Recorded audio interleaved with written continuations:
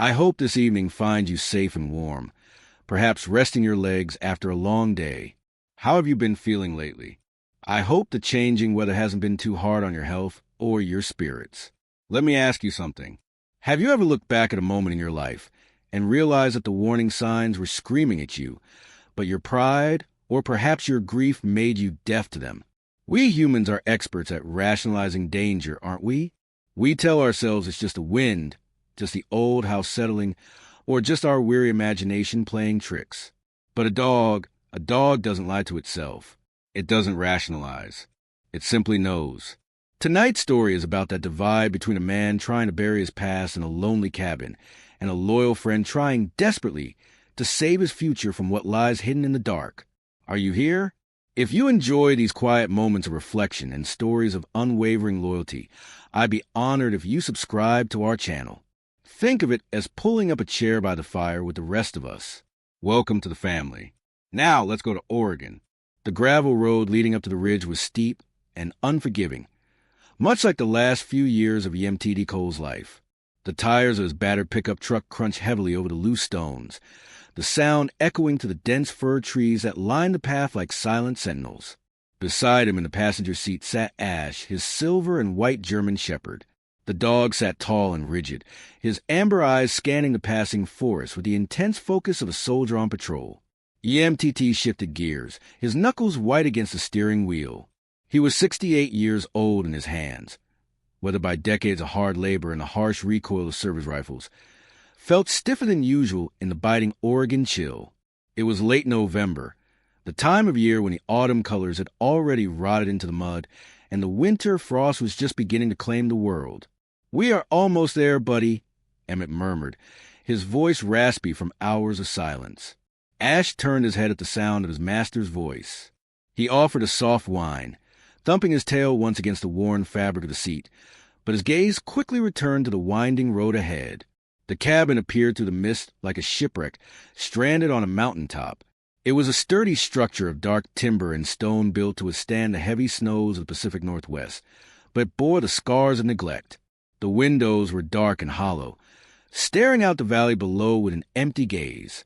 Weeds had conquered the front porch, and patches of moss clung to the roof shingles. It was a foreclosure, a property that had been sitting empty for 18 months, waiting for someone desperate enough or foolish enough to claim it. EMTT was a bit of both.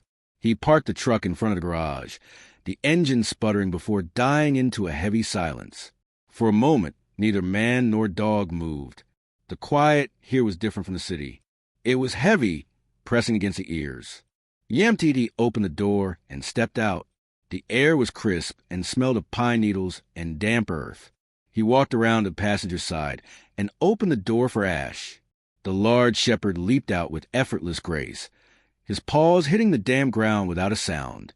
Ash immediately began to circle the perimeter of the truck, nose close to the ground, checking for scents of deer, coyote, or bear.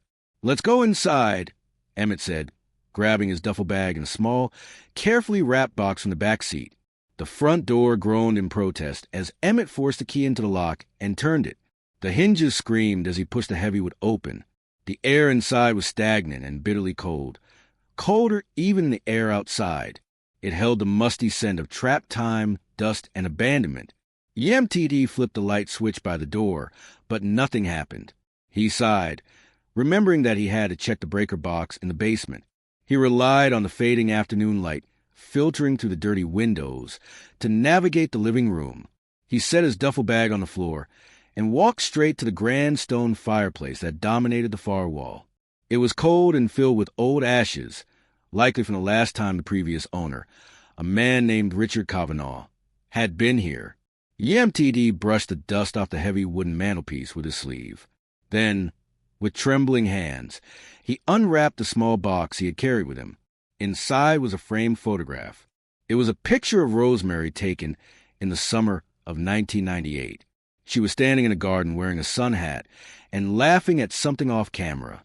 Her eyes were bright, filled with a kindness that had been the only anchor in EMTT's turbulent life. He placed the photograph in the center of the mantelpiece, adjusting it until it was perfectly straight. "We are home, Rose," he whispered, his voice cracking slightly. I know it is not much to look at right now.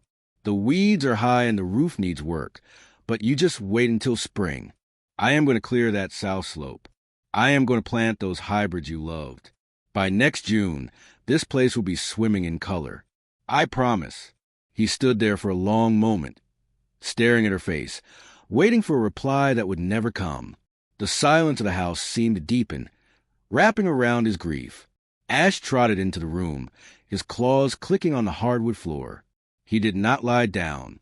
Instead, he paced the length of the room, sniffing the baseboards, his ears swiveling back and forth. He stopped near the center of the room and looked up at the ceiling, letting out a sharp, questioning huff of breath. Yemtiti patted the dog's head. "I know, boy. It is cold as a tomb in here. Let's get that fixed."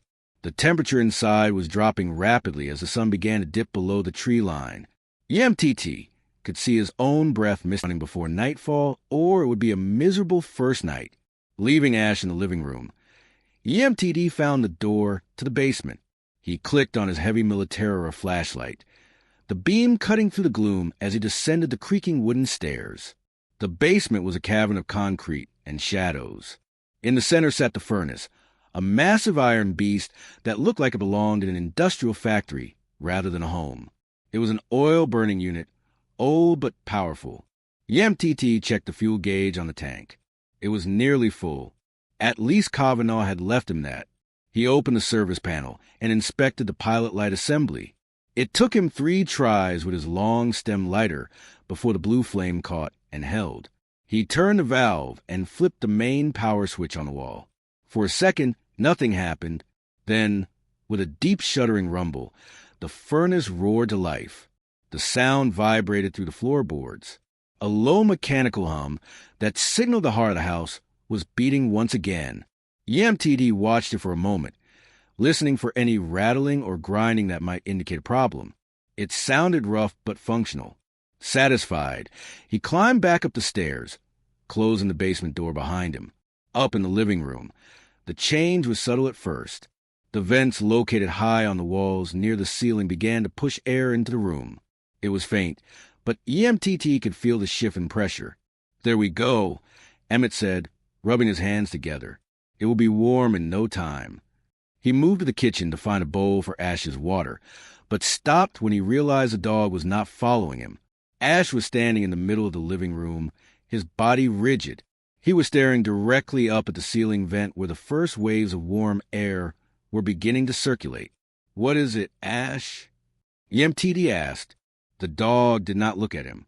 Ash wrinkled his nose, sneezing violently. It was not a playful sneeze, but a sharp, irritated expulsion of air, as if he had inhaled pepper. He shook his head, his collar jingling, and then looked back up at the ceiling. A low, guttural growl began to rise from Ash's chest. It was a sound Yemtiti had rarely heard from the dog, a sound of deep primal warning. The fur along Ash's spine stood up in a jagged ridge. Yemtiti frowned and walked back into the living room. He looked up at the vent.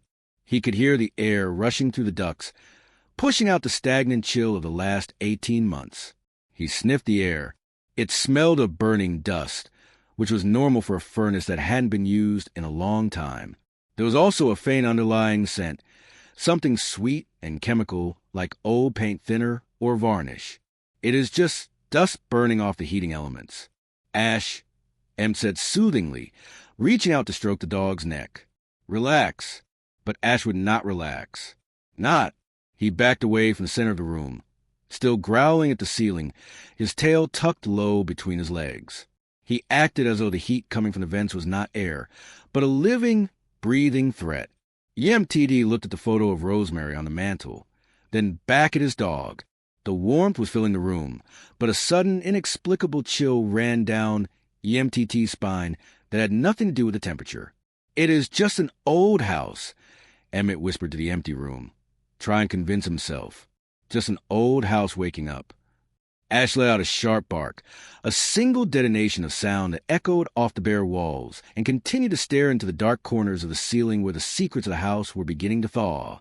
The first night in the cabin had been restless, but EMTD attributed it to the unfamiliarity of the new bed and the settling groans of a wooden structure that had stood silent for too long. He expected the second night to be better. He expected peace. He was wrong. By the third night, the pattern had cemented itself into a maddening routine. The sun would dip behind the ridge. The temperature outside would plummet, and the central furnace in the basement would kick into high gear to combat the mountain chill. And as soon as that warm air began to circulate, pushing through the vents with a dry, dusty breath, Ash would transform. During the day outside in the crisp November air, Ash was the same dog EMTT had always known, obedient, playful, and sharp. They spent the mornings clearing the overgrown brush from the front porch, and Ash would happily chase pine cones or patrol the perimeter of the property. But the moment they stepped inside and the door clicked shut, the dog's demeanor shifted. It was a Tuesday evening, and the wind was howling through the valley, rattling the window panes in their frames. EMTT sat in his armchair by the fireplace, a book resting forgotten on his lap. He wasn't reading. He was watching his dog. Ash was standing in the center of the living room, directly beneath the main ceiling vent. His body was tense, vibrating with a tightly coiled energy. His ears were swiveled forward, straining to catch a sound that EMTT's aging ears could not detect. Every few seconds, Ash would let out a sharp, explosive bark, directed straight at the white plaster of the ceiling. "Ash, settle down," Emmett said, his voice weary.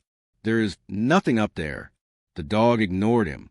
Ash paced a tight circle, his nails clicking rhythmically on the hardwood before snapping his head back up and barking again. It wasn't the deep warning bark he used for strangers. It was high-pitched, frantic, bordering on desperation. EMTT rubbed his temples. The noise was digging into his brain, unearthing memories he tried to keep buried. Memories of nights in the service when silence was a luxury and noise meant danger. He stood up, his knees popping. All right, you stubborn mule. Let's look again." This would be the third time EMTT had checked the attic since they arrived. He dragged the aluminum stepladder from a utility closet and set it up beneath the square access panel in the hallway ceiling. Ash crowded the bottom of the ladder, whining low in his throat, his tail wagging anxiously as if to say, "Finally, you are listening." EMTT climbed the rungs, the metal cold against his palms. He pushed the panel up and to the side, and a shower of fine gray dust rained down onto his flannel shirt. He coughed, waving the air clear, and pulled himself up until his torso was through the opening. He clicked on his flashlight. The beam cut through the stagnant darkness, illuminating a cavernous space that smelled of dry wood and old insulation. The attic was vast and empty. Massive wooden beams crisscrossed overhead, supporting the steep pitch of the roof. Below, the floor was covered in thick rolls of pink fiberglass insulation, laid between the joists like a soft, suffocating blanket. EMTT swept the light from corner to corner. He looked for the shining eyes of a raccoon, the scurrying shadow of a rat, or the hanging form of a bat. He looked for water stains that might indicate a leak or signs of termite damage that might be making noise. There was nothing, just dust motes dancing in the beam of light and the silent, heavy stillness of a space that had been forgotten. He sniffed the air deeply. It smelled musty, dry, and old. There was no scent of animals, no smell of rot. Looking closer at the floor, EMTT noticed the construction quality. Beneath the pink insulation stretching across the entire floor of the attic was a layer of heavy-duty black plastic sheeting. It was a vapor barrier installed to keep moisture from the house below from rising into the attic and rotting the roof timbers. It was thick industrial-grade material taped down securely at the seams. EMTT nodded to himself. Whoever had renovated this place years ago had done a thorough job sealing it up. That plastic barrier was airtight, separating the living space below from whatever air sat up here. "See, Ash?" Emmett called down, his voice echoing slightly in the cramped space. Nothing, just insulation and plastic. No boogeyman. He climbed back down and folded the ladder. Ash immediately rushed to the spot where the ladder had been, sniffing the air frantically, then looked up at EMTT with a confused, almost betrayed expression. The dog ran back to the center of the living room and resumed his vigil, staring up at the ceiling with wide, terrified eyes. EMTT sank back into his chair, a heavy weight settling in his chest. If there was nothing physical up there, then the problem was down here.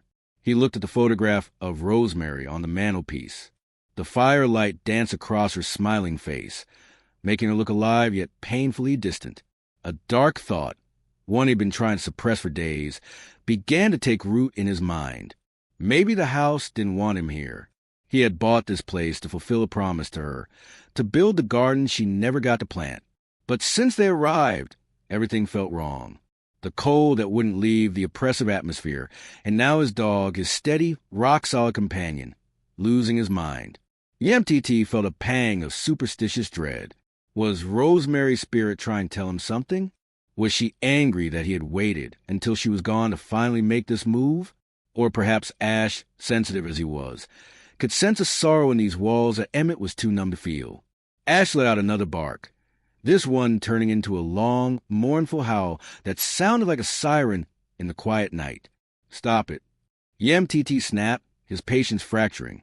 Ash flinched, his ears flattening against his skull.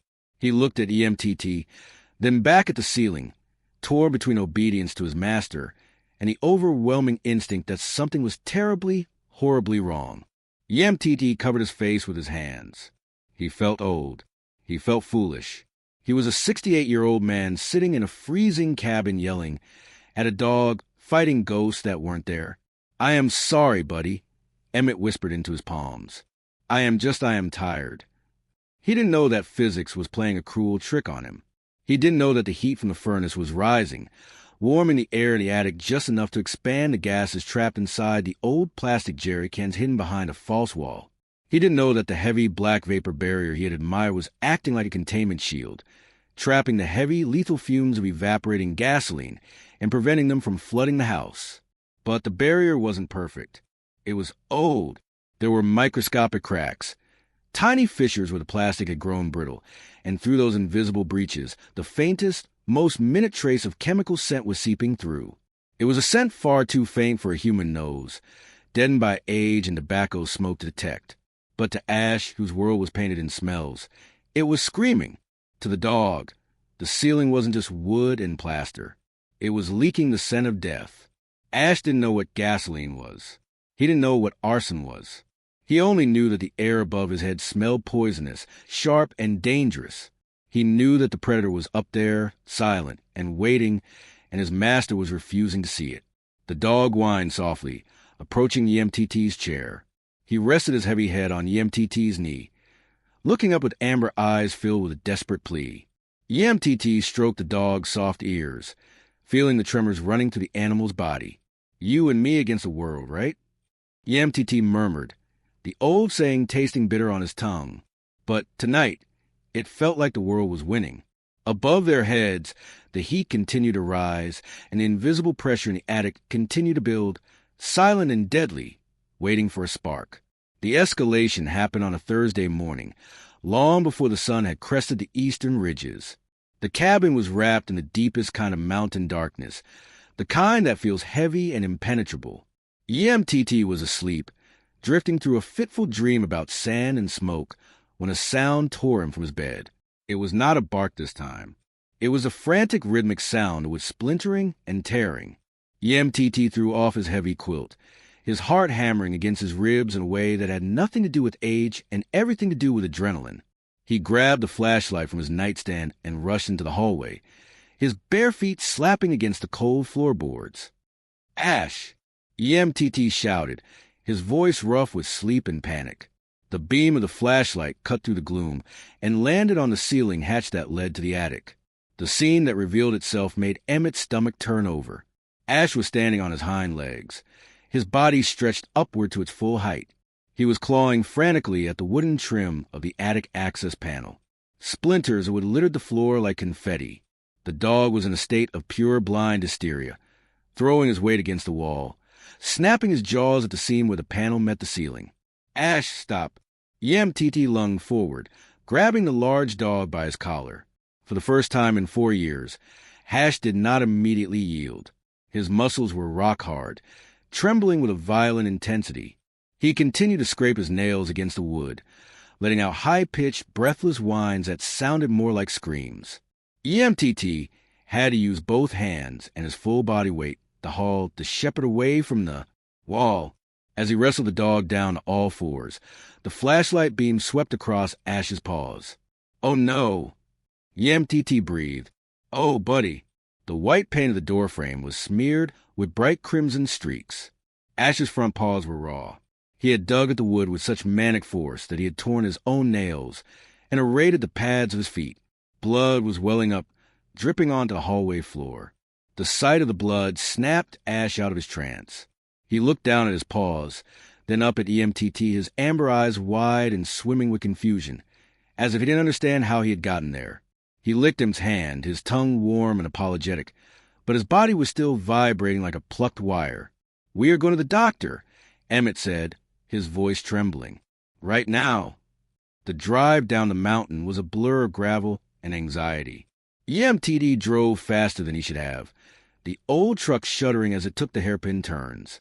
Beside him, Hash sat with his head low, whining softly every time the truck hit a bump and jarred his injured paws.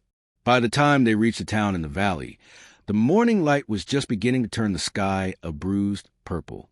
The sign for Hart Veterinary Clinic was the only light on in the sleepy strip of businesses. Dr. Karen Hart was waiting for them. She was a woman in her 40s with sensible features and a calm, authoritative presence that immediately lowered the temperature in the room. She lifted Ash onto the stainless steel examination table with gentle efficiency. "He did this to himself?" Dr. Hart asked, her voice neutral as she examined the bloody paws. "He was trying to get into the attic," EMTT explained, twisting his cap in his hands. He's been obsessed with it, barking at the ceiling for nights. But I never thought he would hurt himself." Dr. Hart cleaned the wounds with an antiseptic solution. Ash flinched but didn't pull away, trusting the doctor's steady hands. She wrapped his front paws in thick blue bandages, turning him into a pitiful sight. Then she began a thorough physical exam, checking his eyes, his ears, his heart rate, and his temperature. She worked in silence for 10 minutes, which felt like 10 hours to EMTT. Finally, she lowered her stethoscope and looked at the veteran. "Physically, Mr. Cole, your dog is as healthy as a horse," she said. "His heart is strong. No signs of infection, no tumors, no neurological deficits that I can see." "Then why?" EMTT asked, gesturing helplessly at the bandaged paws. "Why is he tearing my house apart?" Dr. Hart sighed, leaning back against the counter. "Dogs are incredibly sensitive creatures, especially breeds like German Shepherds. They are mirrors in a way. They reflect their environment." She looked at EMTT meaningfully. "You said you just moved in?" "Yes, ma'am, about a week ago." "Moving is stressful," she said. "New smells, new sounds. But they also pick up on us. If the owner is anxious or on edge, the dog becomes a guardian. They take on that burden. They try to find the threat they think you are worried about." EMTT felt the blood drain from his face. "Are you saying I am doing this to him?" "I am saying he is suffering from severe separation anxiety and environmental stress." Dr. Hart said gently, "He is looking for a threat that isn't there because his adrenaline is stuck in the on position." She wrote out a prescription on a small pad. "This is a sedative. It is not a cure, but it will help him sleep without tearing his feet open. Give him one tonight. Let his brain rest. And try to relax yourself, Mr. Cole. If you are calm, he will learn to be calm." The drive back up the mountain was silent. EMTD didn't turn on the radio. He felt a heavy, suffocating weight pressing down on his chest, heavier than the flak jacket he had worn 40 years ago. That night, the cabin was quiet. EMTD had given Ash the pill with a piece of cheese at dinner. The effect had been rapid. The manic energy had drained out of the dog, leaving him heavy-lit and slow. Now Ash lay on the rug in front of the fireplace, his bandaged paws twitching occasionally in deep sleep. He looked small, vulnerable, and broken. EMTT sat in his armchair, a glass of cheap whiskey in his hand. The amber liquid swirled in the glass, catching the light of the dying fire. He took a long swallow, the burn in his throat doing nothing to numb the ache in his heart. He looked at the photo of Rosemary on the mantel. Her smile seemed to accuse him now. "I promise you," Emmett whispered to the empty room. "I promised I would take care of things." He looked down at Ash. He thought about what Dr. Hart had said. Dogs are mirrors. "Is that what you're doing, buddy?" Yamtiti asked the sleeping dog softly. Are you reflecting me? Yamtiti looked at his own hands. They were shaking slightly. They had shaken like that since he came back from the service. The hypervigilance the night spent staring at the door, waiting for an enemy that never came. He had lived with that ghost for decades. He had learned to hide it, to pack it away in the dark corners of his mind. But maybe he hadn't hidden it well enough. He thought he was bringing Ash to paradise. Instead, he had brought his own internal war to this quiet mountain. And now his paranoia was leaking out, infecting the only innocent thing he had left. He was poisoning his best friend with his own brokenness. I couldn't save her, Emmett thought, the guilt rising like bile. Rosemary got sick, and I just stood there and watched her fade. I was useless, and now I have this brave, loyal dog, and I am driving him insane. He took another drink, emptying the glass. The wind howled outside, rattling the windows, but Ash didn't move. The drugs were doing their job. The dog was chemically forced into peace while his master sat awake, keeping a lonely vigil over a threat that he believed existed only in his own damaged mind. I am sorry, Ash. Emmett wept silently, a single tear tracking to the stubble on his cheek. I am so sorry. He poured another drink, determined to drown the noise in his head, unaware that just 10 feet above him, behind the silent timber and plaster, the real threat was patiently waiting, ticking down toward disaster. The morning sun did little to warm the heavy atmosphere hanging inside the cabin.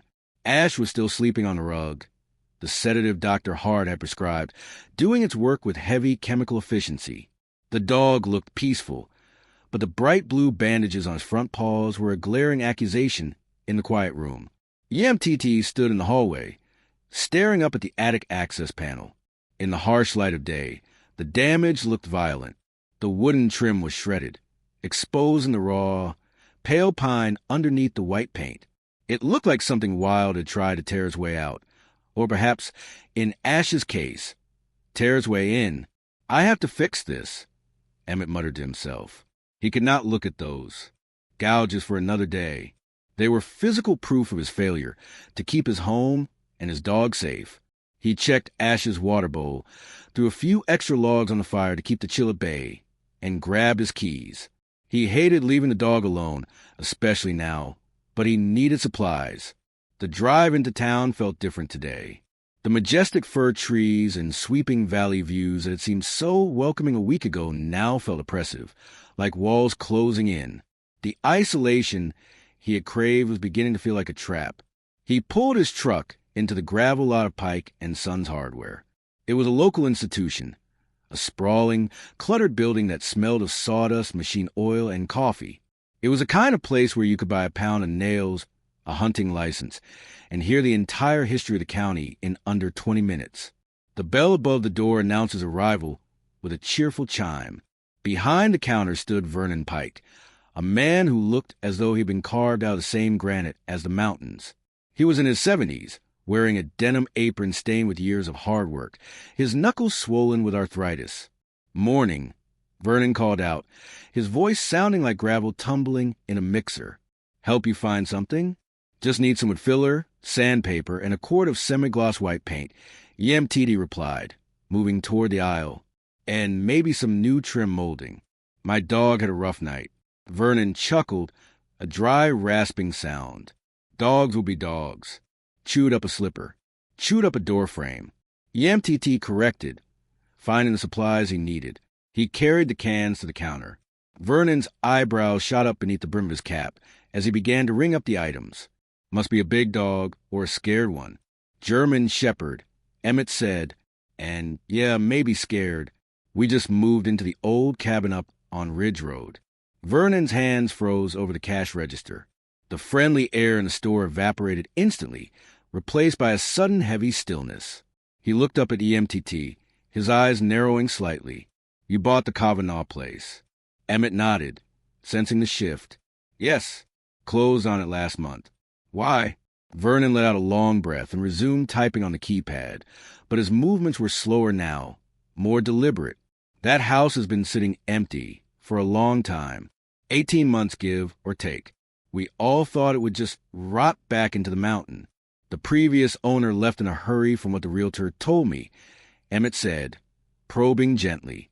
Left? Vernon snorted. That is one way to put it. Ran is more like it. Richard Kavanaugh did not leave because he wanted to. He left because the walls were closing in. Yamtiti leaned against the counter. What kind of walls? Vernon leaned forward, lowering his voice as if sharing a state secret. Kavanaugh was a contractor. Military supply.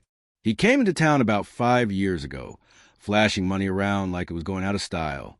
Built that cabin, or rather renovated it, spent a fortune. But money like that, it usually has strings attached.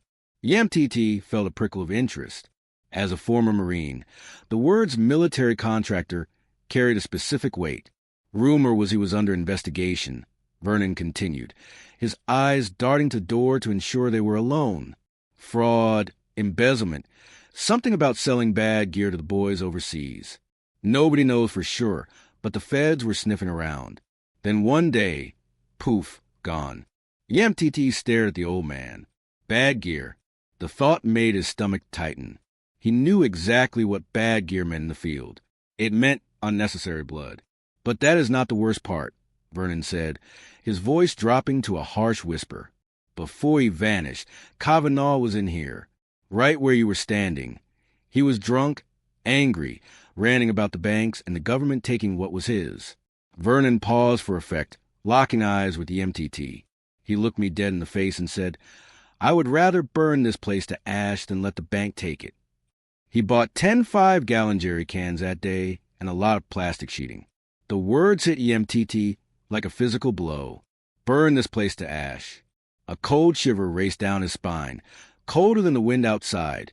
He thought about the faint, sweet chemical smell he had noticed when the furnace kicked on. He thought about Ash sneezing, growling, and staring at the ceiling with terrified eyes. Did he? Did he ever start a fire? Yamtiti asked, his voice sounding hollow. Vernon shook his head. No, that is the strange part. We expect to see smoke on the ridge any day, but nothing happened. He just disappeared. The bank took the house, inspected it, and put it on the market. I guess he lost his nerve. Or maybe he just ran out of time. Yamtiti paid for his items, his hands numb. He picked up the bag, but he did not leave. Instead, he turned and walked down the aisle labeled electrical.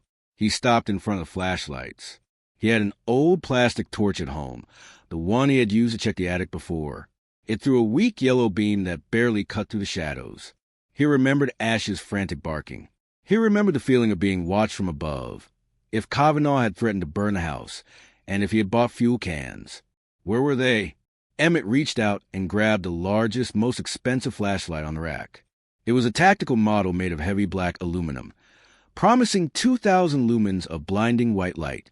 It felt heavy in his hand, like a weapon. I will take this, too, Emmett said, returning to the counter. Vernon rang it up without a word, but his eyes were sympathetic. You seeing things up there, Mr. Cole? My dog is, Emmett said grimly, and dogs do not lie. He walked out of the store into the gray daylight, but the world felt darker than before. The information Vernon had given him was like a key turning in a lock. It changed everything. It transformed his annoyance at Ash into a chilling possibility. What if Ash wasn't reacting to a ghost? What if he was reacting to a promise? Yamtiti climbed into his truck and threw the bag on the passenger seat. He looked up toward the ridge where his cabin sat nestled in the trees. From here, it looked peaceful, a picturesque retreat. But now, in Yamtiti's mind, it looked like a tomb. He started the engine, the powerful flashlight, rolling across the seat as he turned the wheel. I am coming, Ash, he whispered. He drove back up the mountain with a new sense of urgency. He wasn't just going home to fix a door frame. Anymore, he was going home to hunt. He needed to know if the burn Kavanaugh had promised was just the ranting of a drunkard, or if it was a legacy left behind in the dark, waiting for the right moment to finish what it started. As the truck climbed higher, the first flakes of snow began to fall from the leaden sky, signaling the start of the storm that would trap them both with whatever secrets lay hidden in the old attic. The snow did not fall gently. It was driven by a wind that screamed down from the peaks of the Cascades, a white wall of fury that erased the world outside the cabin windows. By late afternoon, the ridge road was impassable, buried under 2 feet of drifts. By nightfall, the cabin was no longer a home on a hill. It was an island in a freezing white ocean. Emmett stood by the front window, watching the chaotic swirl of the storm. He could feel the cold radiating through the glass, seeking any weakness to invade his sanctuary. He shivered, pulling his flannel collar tighter around his neck. The isolation was absolute. If anything happened now, there would be no driving to town, no calling for help. The phone lines were likely down, buried under ice and fallen timber. He turned away from the window and walked to the thermostat on the hallway wall. He cranked the dial up. The needle climbed past 70, past 75. He needed the heat. He needed to push back against the biting frost that seemed to seep from the very bones of the house. Down in the basement, the massive oil furnace roared in response. It was running continuously now, cycling on and off with a metallic shudder that vibrated through the floorboards. The ducts expanded with thermal ticks and pops, channeling wave after wave of superheated air into the rooms above. Emmett sat in his armchair, the new heavy-duty flashlight resting on the side table like a loaded weapon. Beside him, Ash was not sleeping. The German shepherd was pacing the perimeter of the living room, his claws clicking a restless rhythm on the wood. Every few minutes, Ash would stop, lift his nose to the air, and inhale deeply, his brow furrowed in concentration. The dog's behavior had shifted. The frantic, whining anxiety of the previous days was gone. It had been replaced by a rigid, silent tension. Ash moved with a stiff gait, his muscles coiled, his eyes hard and unblinking. He wasn't acting like a scared pet anymore. He was moving like a sentry on the perimeter of a war zone. Above their heads, the laws of thermodynamics were working their invisible, dangerous magic. The heat rising from the furnace was intense. It flooded the attic space, pushing against the freezing cold of the storm outside. The drastic temperature difference created a pressure cooker effect. Beneath the floorboards of the attic, the thick black plastic vapor barrier, the one EMTD had admired for its durability, was undergoing a catastrophic failure. The plastic, already brittle from years of age, could not handle the rapid expansion caused by the furnace running at maximum power. Somewhere in the dark near the center of the room, a seam in the plastic split. It was a silent rupture, a microscopic tear that quickly widened into a jagged mouth. For 18 months, that barrier had acted as a lid, sealing a pool of heavy condensed chemical sludge and trapped fumes between the floor joists. Now the lid was broken. Gravity took over. The liquid residue, a toxic mixture of old gasoline and condensation, began to weep through the crack. It soaked into the drywall of the living room ceiling below. EMTT was staring at the fire, lost in thought about what Vernon Pike had told him when a movement from Ash caught his eye. The dog had stopped pacing. He was standing dead center in the room, directly under the main heating vent. He wasn't looking at the vent, though. He was looking at a spot on the ceiling, just a few inches to the left of it. EMTT followed the dog's gaze.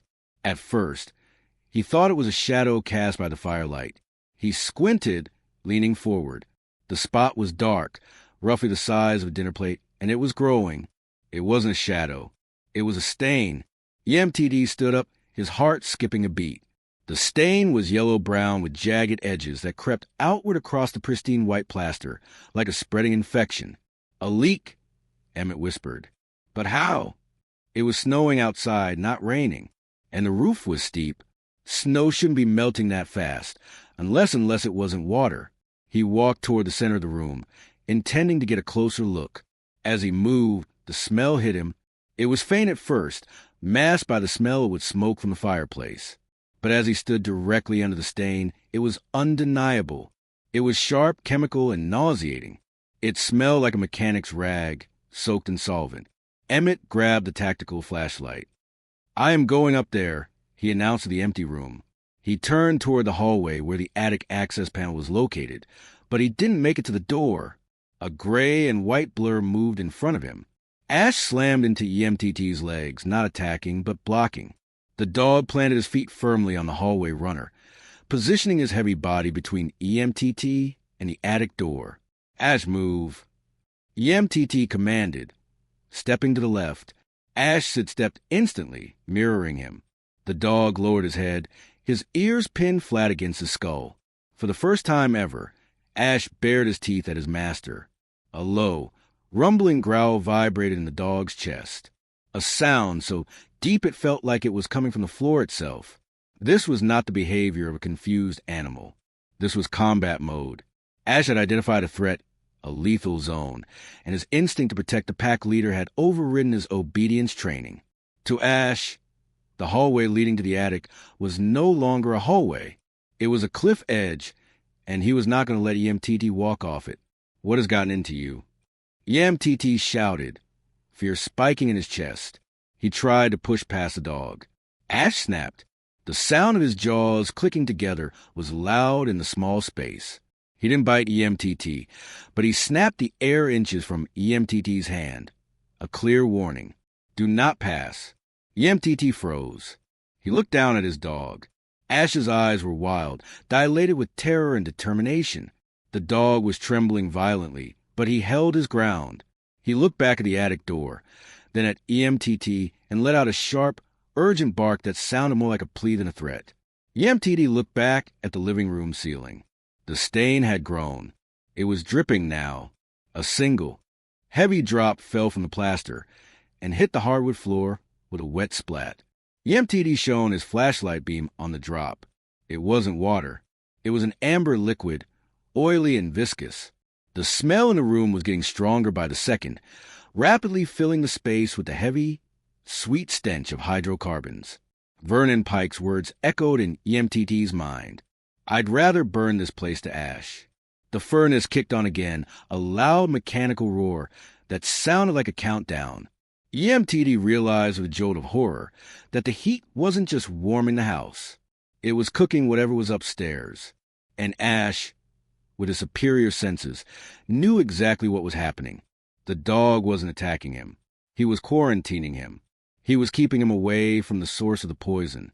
Good boy, Emmett whispered, his voice shaking. You are guarding perimeter. But EMTT knew he couldn't stay downstairs. If that was fuel dripping through the ceiling, and the furnace was running hot, the entire house was a tinder box. He had to know the extent of the danger. He had to stop the furnace. He looked at Ash. Stay, he ordered, his voice commanding but gentle. He backed away from the hallway and moved toward the basement door instead. Ash watched him, still growling low in his throat, but he didn't block the path to the basement.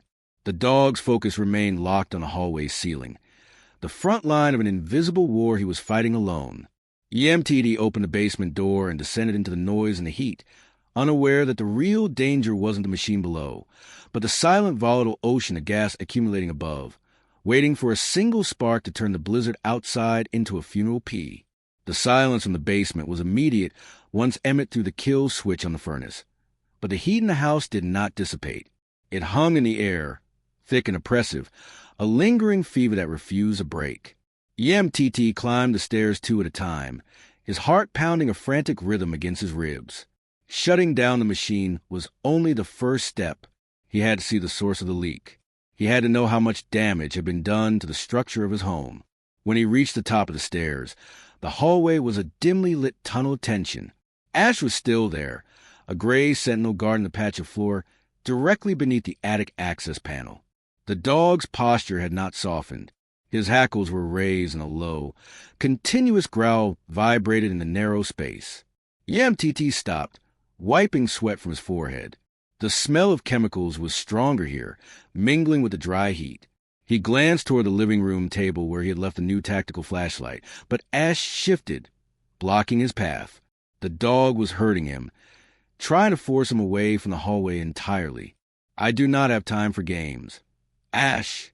EMTT snapped, his patience fraying under the weight of his anxiety. Move. Ash barked, a sharp commanding sound that echoed off the walls. He did not budge. EMTT frustration boiled over.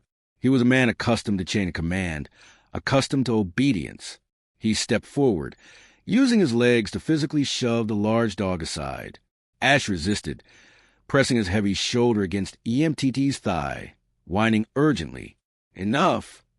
Emmett shouted. He grabbed the dog by the collar and pulled him back, forcing him into the open doorway of the bedroom. Ash scrambled for traction on the hardwood, his claws skittering, letting out a yelp of betrayal. Emmett slammed the bedroom door shut, trapping the dog inside. From behind the wood, Ash began to throw himself against the door, barking with a frantic, desperate intensity that sounded like he was tearing his throat apart. Yemtiti ignored it. He had work to do. He turned back to the attic hatch. He realized he had left a heavy tactical light in the living room, and he wasn't going to walk back to the dark house to get it. He yanked open the drawer of the hallway console table and grabbed his old work flashlight, a battered yellow plastic thing he had owned for 20 years. He shook it. The bulb rattled, but when he clicked the switch, a weak amber beam flickered to life. It would have to do. Yemtiti dragged the stepladder into position. The heat near the ceiling was intense, a physical weight pressing down on his shoulders. He climbed the rungs, the old flashlight gripped tightly in his teeth. He reached up and pushed the access panel aside. A wave of hot, stagnant air rolled out of the attic, hitting him in the face. It was suffocating. Yemtiti pulled himself up through the opening, his knees finding purchase on the wooden joists. He spat the flashlight into his hand and swept the beam across the darkness. The attic was a labyrinth of shadows. The pink insulation looked like dirty snow drifts in the weak light. He saw the black plastic sheeting on the floor rippled and warped. Then the light faltered. The beam dimmed to a dull orange glow, flickered once, and died. Yemtiti cursed under his breath. He slapped the side of the flashlight against his palm, hoping to jar the batteries back to life. Nothing. The bitter cold of the unheated attic over the last 18 months had likely drained the old alkaline cells, and the sudden heat of the furnace had finished them off. He was plunged into absolute suffocating darkness. Panic, cold and sharp, tried to seize him. It was the same panic he had felt in the jungles decades ago. The fear of the unseen enemy. He was blind in a hostile environment. He needed light. He needed to see where he was stepping, so he wouldn't put a foot through the drywall ceiling below. His hand went instinctively to the pocket of his jeans. His fingers brushed against the smooth, cold metal of his Zippo lighter. It was a habit, a talisman he had carried since 1971. He didn't smoke much anymore, but the lighter was always there, a source of comfort and fire. He pulled it out. The metal felt reassuringly solid in his grip. Yemtiti raised the lighter. He could hear the wind howling outside, battering the roof shingles. He could hear Ash still throwing himself against the bedroom door downstairs. "I just need to see," Emmett whispered to the dark. His thumb found the lid of the Zippo. He flipped it open. The metallic clink of the cam locking into place was crisp and loud in the silence. Before his thumb could even graze the flint wheel, an explosion of motion erupted from the darkness below. There was a crash as the bedroom door downstairs gave way, the wood splintering under the force of a 100-pound animal. Then came the sound of claws tearing into the hallway carpet and the heavy thud of a body launching itself up the stepladder. Emmett didn't have time to react. He didn't even have time to turn his head. Ash hit him like a cannonball. The dog collided with Emmett's chest with full force, a snarl ripping from his throat. The impact was violent. Yemtiti was lifted off his knees and slammed backward onto the attic floorboards. The breath was driven from his lungs in a painful whoosh. The Zippo lighter flew from his hand, spinning away into the darkness before it could ever spark. Yemtiti hit the floor hard, his head bouncing against a wooden beam. Stars exploded in his vision. For a second, he lay there stunned and gasping, the heavy weight of the German shepherd pinning him down. Ash was on top of him, but he wasn't biting. He was pressing his chest against Yemtiti's, pushing him down, keeping him flat against the floor. The dog was panting heavily, a low, terrified whine vibrating through his ribs. "Get off!" Emmett wheezed, trying to shove the dog away. "Are you crazy?" Ash refused to move. He licked Emmett's face frantically, his tongue rough and wet, then buried his nose into Yemtiti's neck, shielding him.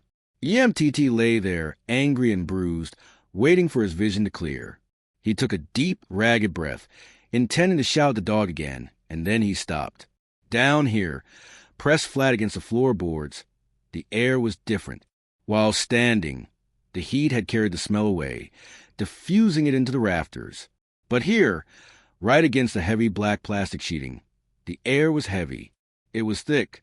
It was saturated. EMTT inhaled again, and this time, the smell choked him. It wasn't just a chemical leak. It was a dense, invisible blanket of solvent vapor. It was a smell of high-octane fuel, concentrated and trapped by the insulation, hugging the floor like a lethal fog. The realization hit EMTT harder than the dog had. The fumes were heavy. They had settled low. If it struck the flint on that lighter, if he had created even a single tiny spark at waist height, he froze, his heart skipping a beat. The air around him was combustible. He was lying in the belly of a bomb. Ash whimpered against his ear, his body trembling. The dog hadn't attacked him. The dog had heard the distinct metallic sound of the lighter opening, a sound he associated with fire, and he had broken down a door and climbed a ladder to stop it. EMTT reached up, his hand shaking uncontrollably. He found Ash's thick fur and gripped it tight. "You knew," Emmett whispered, his voice barely a breath. "Oh, sweet Jesus, you knew." The darkness of the attic was no longer empty. It was filled with the silent, terrifying truth. The house was primed to blow, and EMTT had almost pulled the trigger. Ash hadn't just saved him from a fall or an intruder. Ash had just saved him from turning them both into ash and memory. EMTT lay still in the dark, holding on to his dog, afraid to move, afraid to breathe.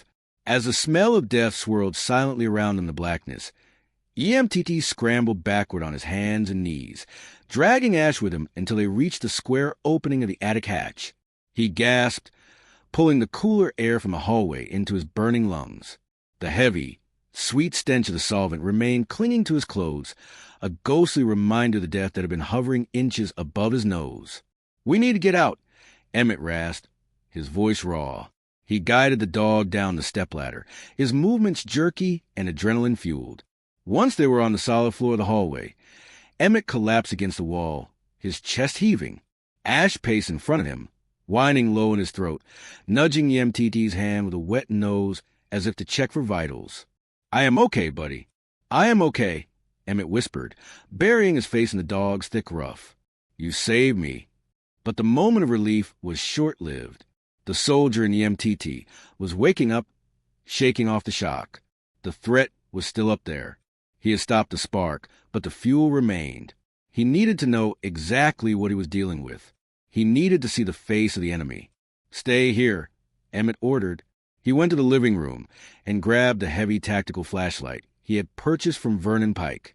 Then he went to a utility closet and retrieved a heavy steel crowbar. The weight of the tool felt familiar and grounding in his grip. When he returned to the hallway, Ash tried to block him again, but EMTT knelt and looked the dog in the eye. "I know it is dangerous," Emmett said softly but firmly, "but I have to clear the room. I have to know. Cover me."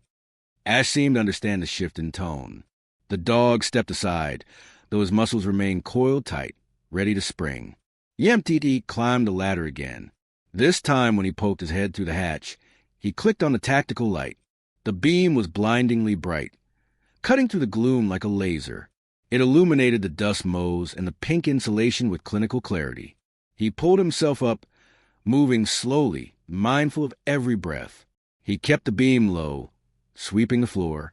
There in the far corner of the attic, where the roof line met the floor, there was a new wall, a short partition that looked slightly different from the rest of the framing. The wood was newer, the nails brighter. It was a partition that did not appear on any of the original blueprints EMTT had glanced at during the closing. He crawled toward it, the crowbar dragging silently across the joists. The smell was overpowering here. It made his eyes water and his throat constrict. EMTT positioned the flat end of the crowbar behind the edge of the plywood paneling. He hesitated for a fraction of a second, praying that there was no metal behind the wood that might spark against the steel tool. He took a breath and pulled. The wood groaned, a high-pitched sound of resistance before the nails surrendered with sharp, popping noise. EMTT wrenched the board free and shoved aside. He shone the light into the dark cavity behind the wall. His breath hitched in his throat. It was an arsenal not of guns, but of fire. Stacked in neat military precision rows were red plastic jerry cans. There were at least 20 of them, 5-gallon containers pressed shoulder to shoulder in the cramped space. They were old, their plastic sides faded and warped by time and temperature. EMTD leaned closer, shining the light on. The nearest can, a long, jagged crack ran down its side, a casualty of the brutal freeze-thaw cycles of the Oregon mountains and the sudden intense heat of the furnace. Amber fluid was weeping from the fissure, pooling on the black plastic vapor barrier below. It was gasoline, gallons of it. But it was not just a fuel that made EMTT's blood run cold. It was what sat in the center of the collection. Resting on a wooden crate was a heavy lead acid car battery. EMTT traced the wires with his light. They were thick-gauge wires running from the battery terminals to a small crude kitchen timer, and then disappearing into the caps of jerry cans. It was a simple, brutal incendiary device, an ignition system designed to create a spark, ignite the fumes, and turn the cabin into a fireball that would have been visible from the valley floor. He reached out a trembling hand, but did not touch it. He looked closely at the battery terminals. They were caked in a thick, crusty layer of white and green powder. Corrosion, the humidity. The Pacific Northwest, with its relentless rain and damp penetrating fogs, had done what the law could not. Over the last 18 months, moisture had seeped into this unheated space. It had attacked the copper and the lead. It had eaten through the connections. The timer had likely clicked down to 0 long ago. The circuit had closed, but the spark had never jumped. The corrosion had severed the line, freezing the bomb in a state of suspended animation. It was a dud, a massive, terrifying dud. EMTT sat back on his heels, the flashlight beam shaking in his grip. He looked at the leaking cans, then at the corroded wires, and finally back at the Zippo lighter, lying on the floor, where Ash had knocked it. Vernon Pike's voice echoed in his mind. I would rather burn this place to ash. Kavanaugh hadn't lost his nerve. He hadn't just run away. He had set the trap. He had rigged this house to die. And he didn't care who or what went with it. If the corrosion hadn't stopped the timer, the house would have burned months ago. And if Ash hadn't stopped EMTT's lighter, they would have finished the job tonight. A low growl from the hatchway startled him. Ash had climbed the ladder. The dog stood with his head and shoulders poking through the opening, his eyes fixed on the red cans. He sneezed violently, shaking his head against the fumes. Go down, Emmett ordered, waving his hand. He grabbed the crowbar and retreated, his movements careful and deliberate. He had seen enough. This was no longer a home renovation project. This was a crime scene. He backed down the ladder and collapsed onto the hallway floor next to Ash. He wrapped his arms around the dog's neck, burying his face in the thick fur that smelled of pine and dog shampoo. Smells of life, not the chemical reek of death upstairs. EMTT felt a hot tear slide down his cheek. It was a mixture of terror and a towering white-hot rage. He thought of the young families who might have bought this house. He thought of the kids who could have been sleeping in these bedrooms when a random spark from a loose wire set the roof on fire. He thought of Rosemary and how much he would have loved the garden he was going to plant, and how a greedy, hateful man had tried to turn her sanctuary into a crater. Ash licked a tear from EMTT's face, whining softly. You knew, Emp whispered to the dog. You tried to tell me for days, you screamed at me, and I tried to drug you into silence. He stood up, his knees shaking, but his resolve hardening into iron. He walked to the kitchen and grabbed the wall phone. The line was dead, killed by the blizzard. He looked out the window. The snow was still falling, a white curtain locking them in with the bomb upstairs. We cannot stay here, Emmett said to the room. The fumes are heavy. If the furnace kicks on again, or if a static spark jumps. He looked at Ash. We have to vent it. We have to cold soak the house. EMTT grabbed his coat and gloves. He went to every window in the cabin, the living room, the kitchen, the bedrooms, and threw them wide open. The freezing wind shrieked into the house, carrying snow and ice with it. But EMTT welcomed it. He wanted the cold. He wanted the freezing air to rush in and dilute the poison to numb the volatility of the gas. He climbed the ladder one last time, holding his breath, and used the crowbar to smash the attic vent louvers at either end of the roof. The gale-force wind roared to the attic space, stripping away the blanket of fumes. Only then, shivering uncontrollably in the freezing hallway. Did EMTT allow himself to sit down? He pulled Ash close, covering them both with a heavy wool blanket. We wait until morning, Emmett told the dog, his teeth chattering. Then we go get the bastards who did this. Ash rested his head on EMTT's lap, his eyes open and alert, watching the darkness, guarding his master against the ghost that had finally been revealed. The cabin was freezing with every window thrown wide open to the storm. The temperature inside had plummeted to match the blizzard raging outside. Snowflakes drifted through the living room, settling on a rug and melting into dark spots on the hardwood floor. But EMTT Cole did not feel the cold. He sat at the kitchen table wrapped in a heavy wool blanket, with a tactical flashlight standing on its end like a candle casting long dancing shadows against the walls. Ash lay at his feet, curled into a tight ball of fur, but his amber eyes were open, fixed on his master. The dog sensed a shift in the atmosphere. The immediate terror of the gas fumes had passed, replaced by a cold, hard resolve that radiated from EMTT like a physical force. On the table before EMTT sat a black waterproof duffel bag. He had retrieved it from the attic moments after smashing the vents, holding his breath as he dashed into the poison-filled darkness one last time. It had been sitting right next to the car battery detonator left behind by a man who thought he would never need it again because the house and the evidence would be nothing but ashes. EMTT stared at the bag. It was heavy, made of thick ballistic nylon. It looked like the kind of gear bag he had carried 40 years ago, a vessel for essentials in a world that stripped everything else away. He reached out, his fingers stiff, and grasped the metal zipper. It resisted, corroded by the same damp air that disabled the bomb, but with sharp rasping sound, it gave way. EMTT pulled the bag open. The smell of mildew wafted up, mixing with the lingering scent of gasoline on EMTT's clothes. The first thing he saw was money, stacks of it, bundles of $100 bills wrapped in rubber bands. The paper was warped and stained with mold, but it was unmistakably a fortune. EMTT pushed the cash aside with a grunt of disgust. He was not looking for a payout. He was looking for a reason. Beneath the money lay a thick plastic folder and a hard drive. EMTT opened the folder. It was filled with shipping manifests, invoices, and technical reports. The letterhead at the top of the first page read Kavanaugh, Defense Logistics. EMTT began to read. The documents were dated from the year 2018 through 2020. They detailed the importation of ceramic armor plates, the heavy inserts used in modern military body armor to stop rifle rounds. The manifest showed the origin of the shipments was a factory in a region known for cheap, unregulated manufacturing, not the certified suppliers required by the Department of Defense. He flipped the page to a quality control report. It was stamped with red ink. Failed. The technical language was dry, but to EMTT it screamed. Microfractures detected in ceramic matrix. Bonding agent failure at high temperatures. Ballistic integrity compromised. EMTT's hand began to tremble. He knew what body armor was. He knew the weight of it on his shoulders. He knew the feeling of trusting that heavy vest to hold the line between life and death.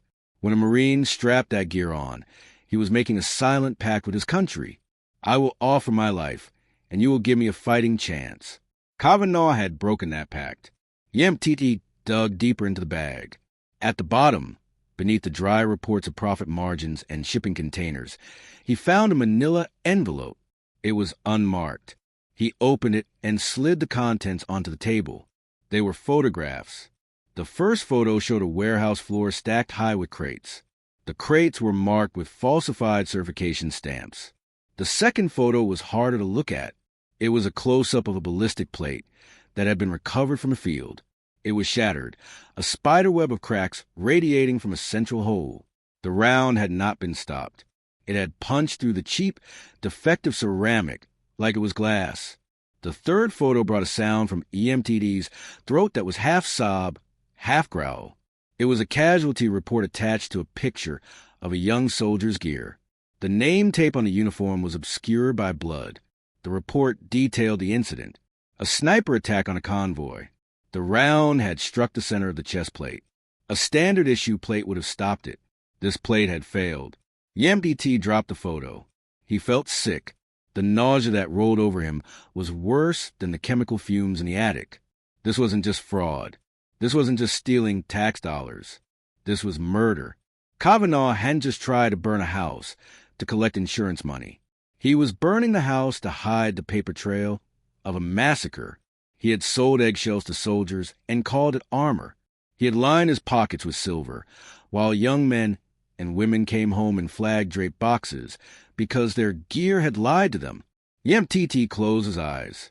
The kitchen faded away. Suddenly, he was back in the jungle, the humid air of 1968 thick in his lungs.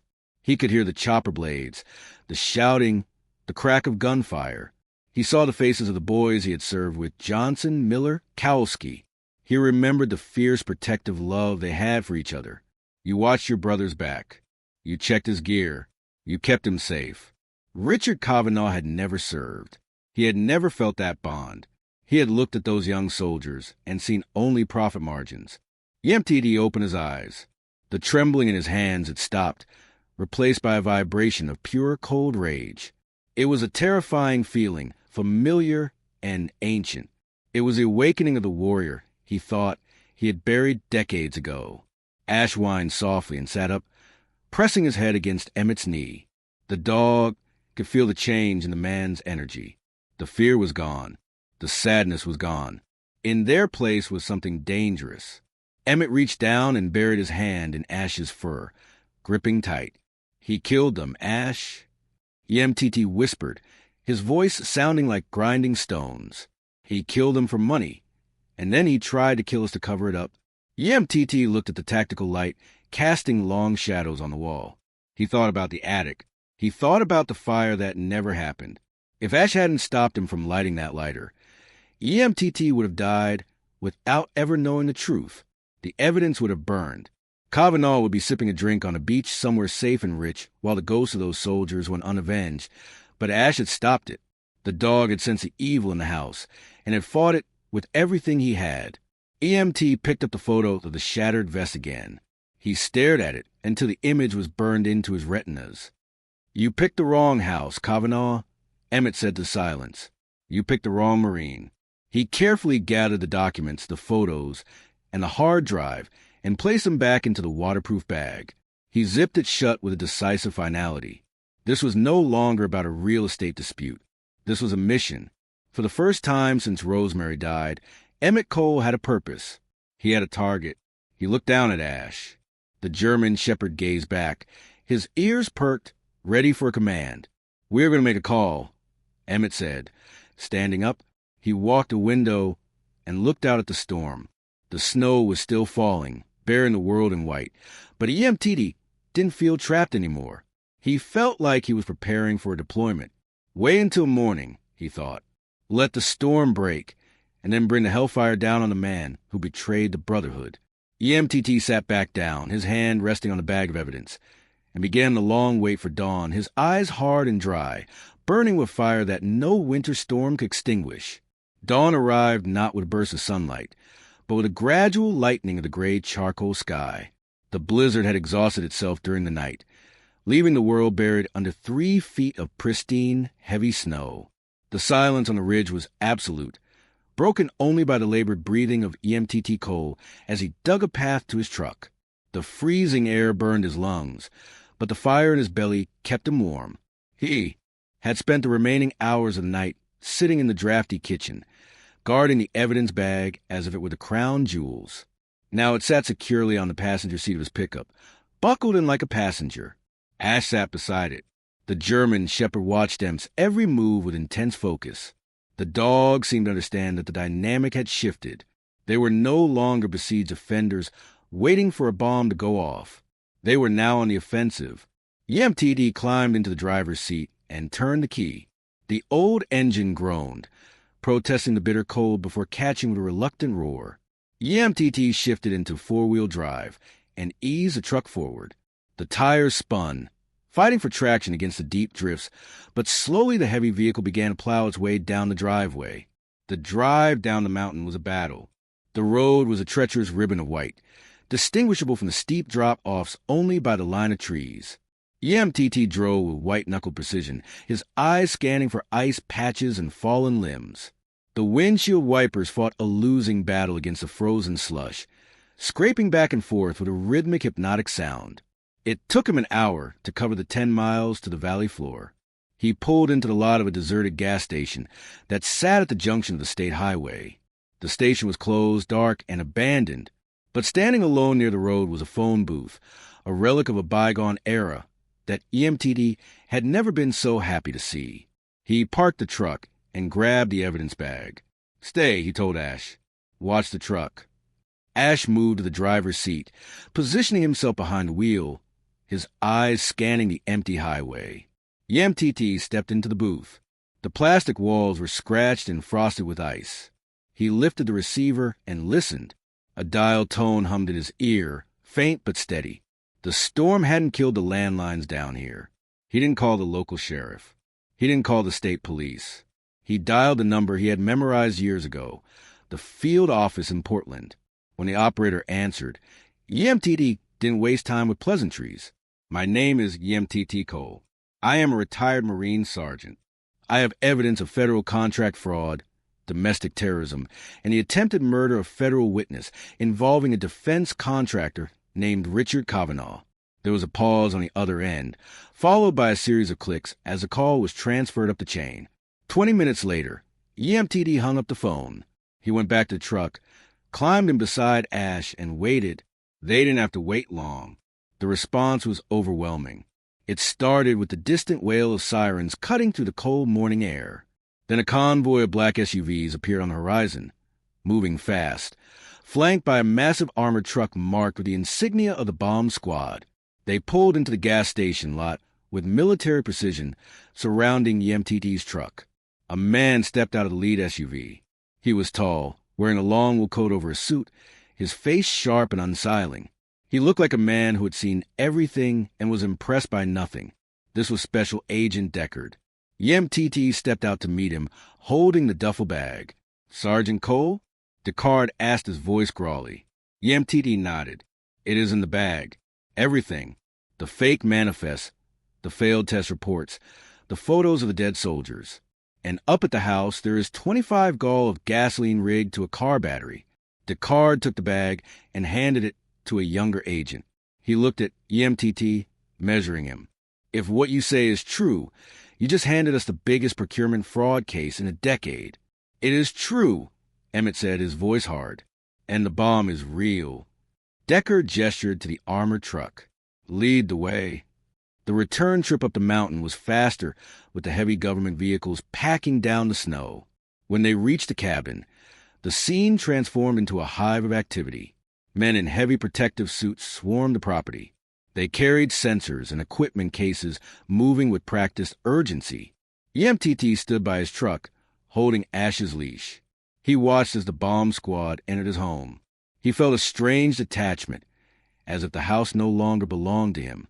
It was a crime scene now. Minutes ticked by. The wind whispered through the trees, dislodging clumps of snow that fell with soft thuds. After what felt like an eternity, the team leader of the bomb squad emerged. He walked over to Agent Deckard, removed his helmet, and spoke in low tones. Deckard nodded slowly, his expression grim. Deckard walked over to where EMTT and Ash were standing. The snow crunched under his expensive dress shoes. He stopped a few feet away and looked up at the cabin, then down at the dog. "You were right," Deckard said. "The corrosion on the battery terminals is the only reason that ridge is still standing. The timer had tripped.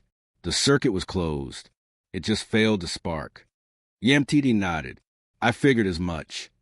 But that is not the scary part," Deckard continued. He pointed toward the attic vents EMTT had smashed.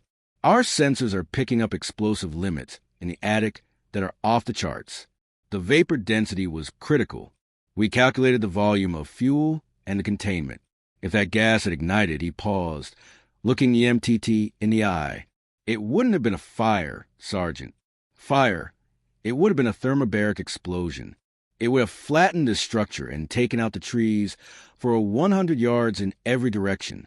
EMTT swallowed hard. He reached down and rested his hand on Ash's head. Deckard looked at the dog. The bomb squad leader told me you found a Zippo lighter on the floor in the hallway. He said it looked like it had been knocked out of your hand. YMTT nodded. I was going to light it. My flashlight died. I needed to see. Descartes let out a long, slow breath. His professional mask slipped for just a second, revealing genuine awe. If you had struck the flint on that lighter just once, the spark would have been enough. The fumes were waist-high. You would have been vaporized before you heard the noise. The agent stepped closer, looking at the German shepherd with newfound respect. We have machines that cost $500,000 that can sniff out bomb components. Descartes said quietly, but none of them would have stopped you from lighting a cigarette. He crouched, nodded. I can see that. The agent turned back to his team. We are going to ventilate the structure and remove the hazardous materials. It will take all day. We will need you to come down to the field office to give a formal statement. I will come, Emmett said, but Ash comes with me. Descartes smiled, a rare, genuine expression. Sergeant, after what he just did, he can ride in the front seat. As Descartes walked away to coordinate the cleanup, Emmett knelt in the snow. He wrapped his arms around Ash's neck, burying his face in fur. The terror of the morning was gone, replaced by a profound, overwhelming gratitude. We got him, buddy, Emmett whispered into the dog's ear. We got the man who hurt the soldiers. And you? You saved me from making the biggest mistake of my life. Ash licked Emmett's cheek, his tail thumping softly against the snow-packed tire of the truck. The nightmare in the attic was over. The poison was being drained away, leaving only the clean, cold air of the mountain and the unbreakable bond between an old soldier and the dog who had refused to let him die. Peace, M. Cole discovered, was not merely the absence of noise. It was a physical weight, a warm and heavy blanket that settled over the soul when the war was finally done. It had been 6 weeks since the black SUVs had descended on the ridge. 6 weeks since the bomb squad had dismantled the chemical nightmare in the attic and scrubbed the house clean of its toxic legacy. The winter was deepening now, the snow piling higher against the log walls. But the fear that had once frozen the cabin was gone, replaced by the steady, rhythmic beating of a home that was finally safe. The news of the resolution came on a Tuesday afternoon. The phone rang, the sound bright and clear now that the lines had been repaired. It was Agent Deckard. His voice was less formal than before, though still clipped with professional efficiency. We got him, YMTT. YMTT leaned against the kitchen counter, looking out at the white expanse of the valley. Where? Miami, Deckard replied. Deckard. He was trying to board a private charter to the Cayman Islands. He had a bag full of cash and a fake passport, but the flag we put on his identity caught him at the tarmac. He is in federal custody. Emmett closed his eyes and let out a long breath. He didn't feel joy exactly. It was a deeper, more solemn feeling. It was a feeling of a debt being paid. And the charges? YMTT asked. Everything, Descartes said. Procurement fraud, money laundering, attempted arson, and thanks to the files you recovered, 30 counts of negligent homicide for the soldiers who died wearing his armor. He is never going to see the outside of a cell again. Thank you, YMTT said quietly. There's one more thing, Deckard added. The Department of Justice has authorized a whistleblower reward. It is a percentage of the assets recovered from Kavanaugh. It is a significant sum, Sergeant. You will be receiving the check next week. Emmett hung up the phone. He stood in the silence of the kitchen looking at Ash, who was dozing by the radiator. We got him, buddy. YMTT whispered. The boys can rest now. When the check arrived, YMTT didn't buy a new truck or a vacation. He reinvested it into the promise he had made on the very first day.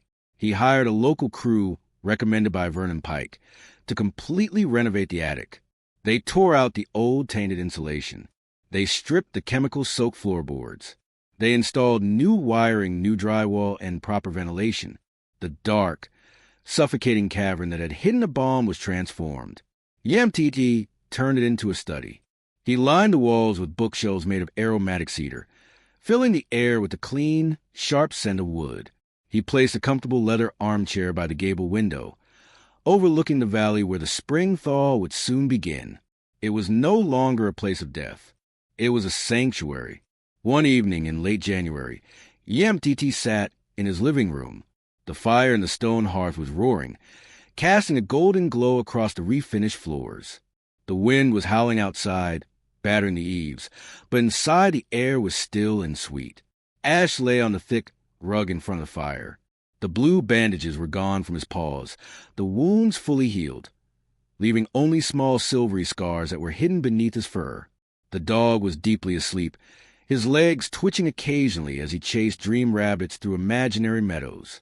He looked younger now, the tension of his vigil completely dissolved.